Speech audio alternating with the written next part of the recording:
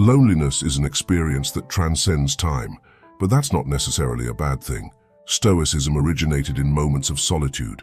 Zeno lost everything in a shipwreck. Seneca's best works were written during his exile, when he was cut off from the people he loved. Marcus Aurelius, although the most powerful man in the world, also faced loneliness due to the nature of his power, responsibilities, and fame. He felt lonely, just as you may feel today. Yes, life is a battle and a journey away from home. This is one of the most touching phrases in Marcus Aurelius's Meditations. He didn't just mean it symbolically. He spent most of his reign involved in military conflicts. At one point, he was away from Rome for 7 or 8 years, far from his family, experiencing intense loneliness. His role as the most powerful man in the world was, by its very nature, isolated and lonely. Although loneliness can be painful at times, it can still bring us something good if we know how to deal with it. The feeling of loneliness is a genuine experience, and yet there are some Stoic approaches to dealing with this feeling. Not just loneliness related to physical absence, although that is a significant part of it, but also the loneliness of feeling disconnected from other people, the loneliness of the modern world. In these matters, the Stoic teachings offer much wisdom to guide us. 1. Ask for help. Marcus Aurelius compared our lives to soldiers storming a wall. It's important to have the courage to ask for help when necessary. This is crucial, especially when we feel alone, facing challenges, or out of our comfort zone. Regardless of the situation, we must be willing to seek support. Some people think that asking for help is a sign of weakness, indicating that we can't cope or are giving up. However, this is a misconception. It's actually a sign of strength. There's a famous phrase that highlights this. Asking for help is not giving up, it's refusing to give up. Imagine someone facing challenges, perhaps going through a difficult divorce. This person has left behind harmful habits. Their old friends and the house they used to live in are no longer suitable. This will require significant adjustments and changes. It's a brave task to ask for help, but you have to have the courage to do it. Being able to open up to change and being willing to make the effort is essential. Asking for help doesn't mean simply expecting someone to do everything for you. It can be more like saying, "I'm willing to do this. Can you accompany me? I'd appreciate it if you could be there for me." Courage is not limited to military action or betting your life on big ideas. Courage also involves admitting when you don't know something, expressing doubts, and asking for help when necessary. It's a misconception to associate Stoicism with loneliness, independence, or lack of connection. In fact, Stoics would encourage the courage to seek help when needed. Courage is the act of doing what needs to be done even if you're afraid. In this case, courage is asking for help when you feel lonely, and it hurts to admit it, but there's nothing wrong with that. In fact, asking for help would be a form of humility and virtue, reinforcing that we are all human and have come for the greater good. As Marcus Aurelius said, it's all about the people. 2. Keep busy. Marcus Aurelius used to say, "I have to go to work as a human being. What do I have to complain of if I'm going to do what I was born for? The things I was brought into the world to do, or is this what I was created for?" The Stoics knew the importance of being active, as this increased their purpose and prevented loneliness. Doing one's duties was also a way of not feeling lonely and remaining steadfast on one's path. It helped them practice their virtue and feel useful in their daily lives. But do something useful, something that adds to you. If you like reading books, read books. If you want to play a musical instrument, play. Do your job, whatever it is. In fact, many people feel lonely in the modern world because they spend hours and hours on social media doing nothing, and this increases their loneliness and sense of isolation. Doing things that add value to yourself is something that fulfilled the Stoics, and it's something that can make you feel fulfilled. 3. Express love, feel love. It may seem at first glance that the Stoics didn't attach much importance to feelings, but this perception doesn't match reality. Seneca, for example, shares an enlightening view. If you want love in your life, then love. This statement highlights reciprocity in relationships and how the act of loving positively influences the way we are perceived by others. Marcus Aurelius, instructed by a mentor, understood the importance of cultivating an inner freedom from passions, while remaining full of love. Reflecting on the quality of the relationships we have around us is crucial. Do you really like the people you share your time with? The search for a sense of well-being and love is intrinsically linked to what we decide to share with the world. It's about the energy we radiate, because ultimately this is under our control. If we want a more fulfilling life, we shouldn't depend exclusively on the validation of others or wait passively for what we want. In line with the words of Marcus Aurelius, if we want to feel good, we should do good. If we seek love, we should spread love throughout the world. Showing affection and seeing each person as an opportunity to exercise kindness are significant steps.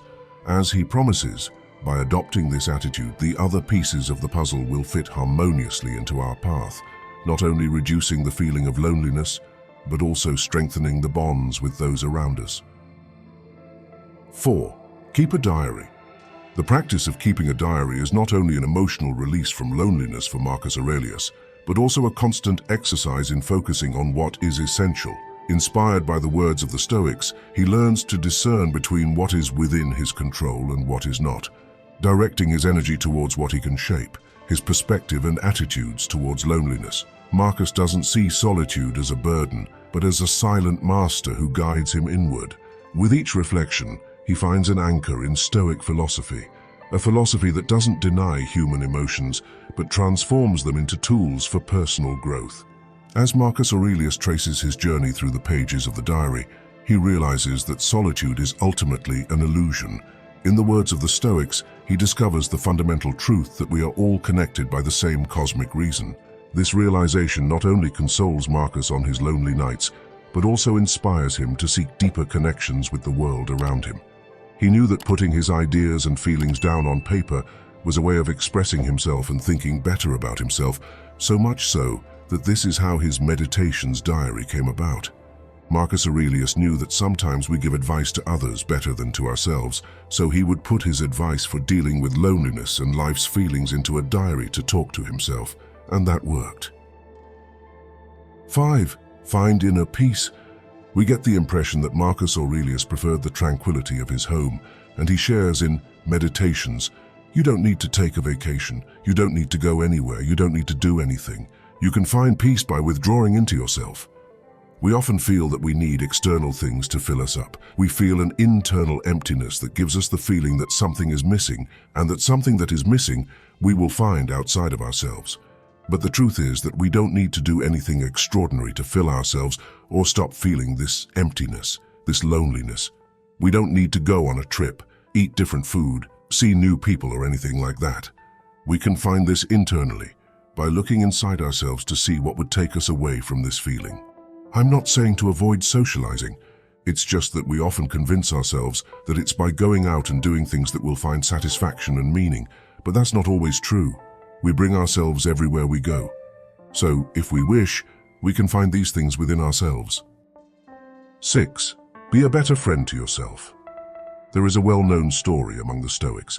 Clancy is walking through the streets of Athens and hears a man talking to himself, criticizing himself and putting himself down. Clancy stops and says, "Look, remember that you're not talking to a bad person." Loneliness often creates a bad cycle where, because we're away from people, we start to feel bad about ourselves. And because we don't feel good, we isolate ourselves even more. The Stoics' idea of being kind to yourself, of being your own friend, not only helps us deal with loneliness, but also allows us to open up again. This image of Clancy approaching someone who is clearly feeling lonely, not enjoying himself and being very critical of himself. Like a brother, like a friend, he reaches out and says something comforting. When we are faced with challenging moments, feeling lost and distant from others, it is fundamental to internalize that we are not bad people. The way we communicate with ourselves plays a crucial role in these delicate moments. Opting for harsh self-criticism is not a beneficial choice. In this context, a remarkable phrase stands out: "Until you learn to love yourself, the door will be locked to someone else." This expression underscores the fundamental importance of cultivating self-esteem and self-love. When we doubt our own worth, we question whether we deserve friendship, relationships, connections, and love. This self-perception directly influences how others see us. So the first step is to recognize that we are not dealing with a bad person. We are human beings in constant evolution, susceptible to mistakes, but capable of learning and growing. In the light of Seneca's words, we understand that it all starts with being a better friend to ourselves. This involves practicing inner kindness, acceptance, and self-care, creating a solid foundation for personal development and building healthier, more meaningful relationships. By adopting this approach, we not only transform our relationship with ourselves, but also open the door for others to perceive and value the authenticity we seek to cultivate. 7. Suffering without others. Most of the exercise we do nowadays is usually done alone. Whether in the gym or running outdoors, we often face challenges alone, which isn't always a bad thing. However, there is also something special about facing difficulties with other people, about doing difficult things in a group, don't you agree? Seneca mentions diving into the cold as a tradition to start the new year. There are things that have been around for hundreds of years, like polar bear clubs, where everyone gets together to do something really challenging and difficult together. One of the best ways to find a community is around things that are difficult to do alone, isn't it? CrossFit gyms are great communities. Martial arts also make great groups. And running or physical challenges, such as Spartan races. That's why colleges hold prank calls. Although students go through embarrassing and uncomfortable moments, they go through them together. This is a way of bonding people who are far from home and their acquaintances. Doing really challenging activities with other people is a way of creating bonds between people. Marcus Aurelius has a great quote, "We are like soldiers storming a wall. What if you slip and need a friend's help?"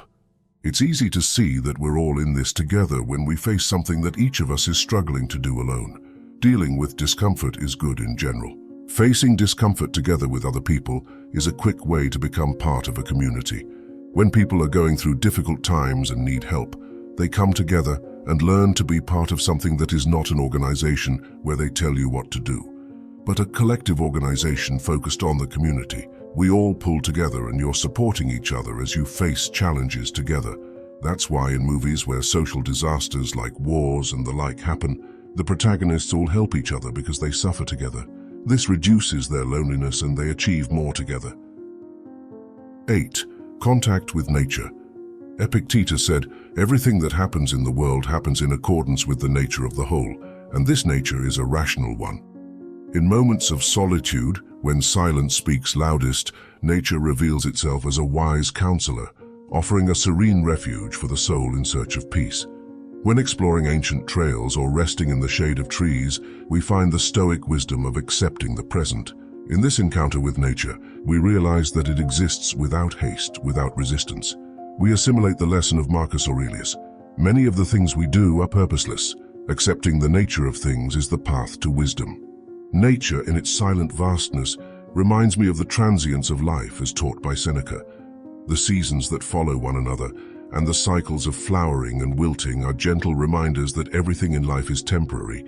To accept this reality is not to give up, but to value the ephemerality and preciousness of each moment. Nature doesn't judge, it doesn't impose demands, it simply is.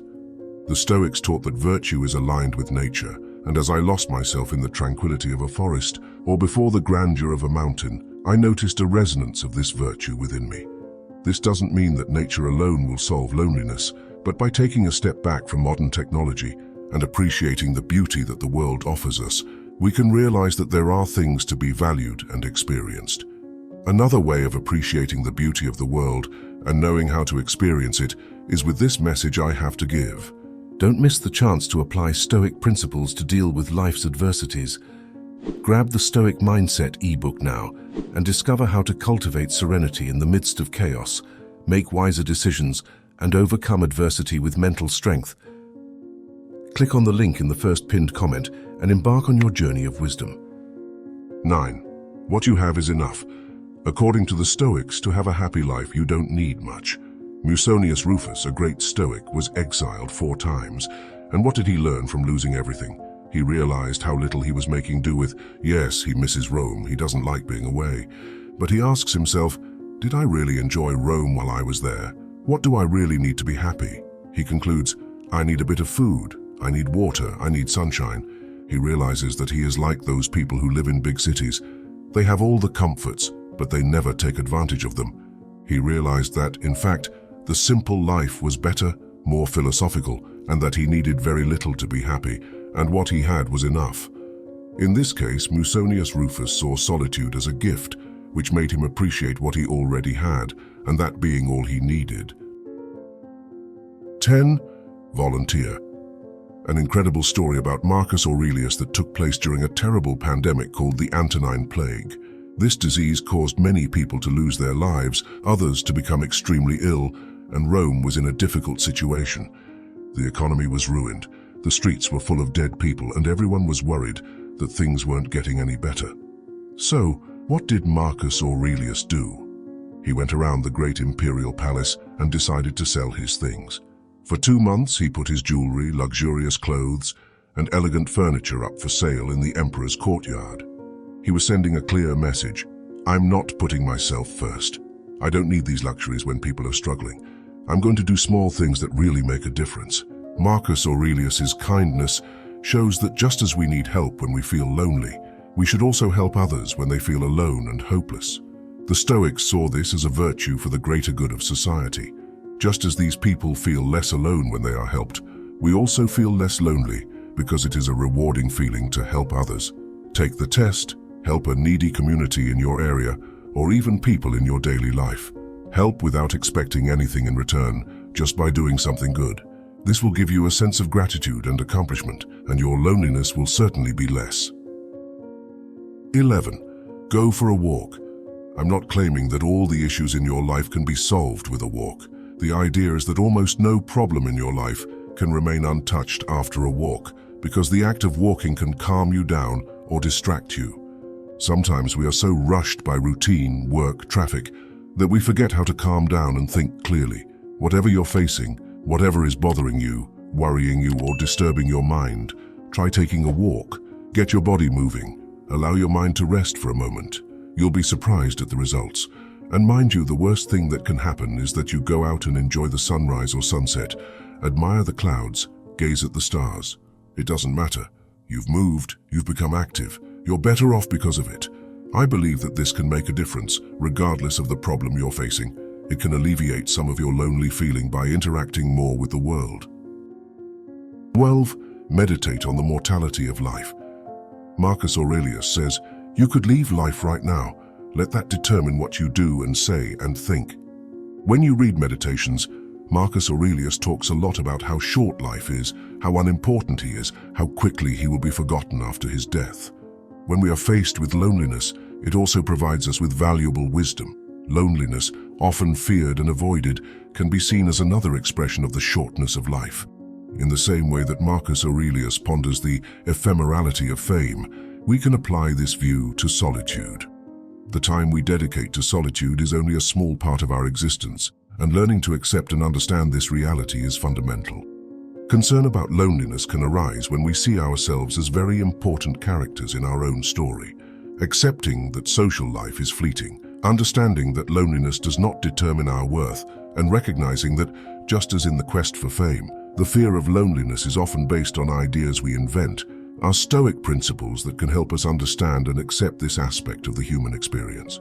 In this way, we can learn not to identify excessively with loneliness, but to see it as an integral part of the brief and precious journey that is life. With this, we can enjoy our lives as much as possible, even more so if we know how to make ourselves more valuable to society. Click on the video on the screen and see how to become more valuable to society.